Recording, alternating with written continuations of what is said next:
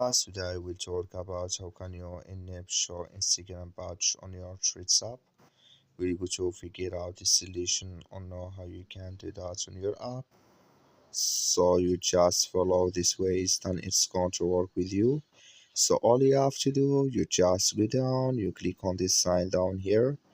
When you just click on it, it's going to take you to your profile.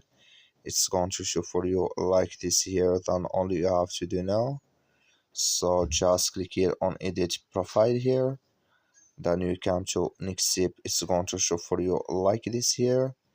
So just come here to show Instagram badge, just click on this sign here.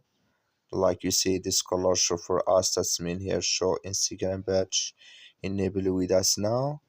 Then here you go above down, click on it, then it's going to add with you. That's all you have to do. That's all. Thank you for watching. Don't forget to support us by like